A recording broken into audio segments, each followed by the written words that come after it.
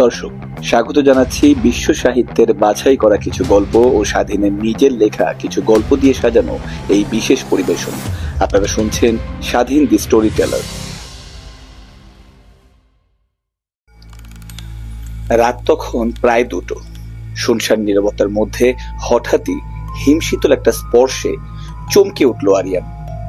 ভালো করে খেয়াল করতেই দেখলো তার ডান হাতটা নিজের গলা টিপে ধরার চেষ্টা করছে।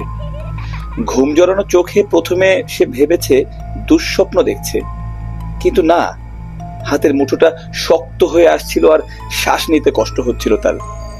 আতঙ্কিত হয়ে নিজের অন্য হাত দিয়ে সেটিকে টেনে সরালো। হাতটা যেন তার নিজের নয়, এক অচেনা সত্তা ভর করেছে তাতে। কয়েকদিন ধরেই এমন অদ্ভুত ঘটনা ঘটছে আরিয়ানের সাথে।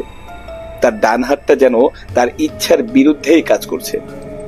কখনো সে নিজে নিজেই কাচের গ্লাস ফেলে দিচ্ছে, কখনো আবার টাইপ করার সময় ভুলভাল অক্ষর লিখছে। একবার তো গোসল করার সময় বালতির পানি তার নিজের মুখেই ছুঁড়ে মারল। আরিয়ান ভাবলো, এসব হচ্ছেটা কি আমার সাথে? আমার কি হ্যালুসিনেশন হচ্ছে, না এটা অন্য কিছু? একজন সাইকিয়াট্রিস্ট দেখালো সে। তার সাথে ঘটে যাওয়া ঘটনাগুলোর বিবরণ শুনে ডাক্তার জানালো, এই রোগটাকে এলিয়েন হ্যান্ড সিনড্রোম বলে। মস্তিষ্কের বিরল এক ত্রুটির কারণে এমনটা হয়, যেখানে মস্তিষ্কের একটি বড় অংশ শরীরের উপর থেকে নিয়ন্ত্রণ হারিয়ে ফেলে।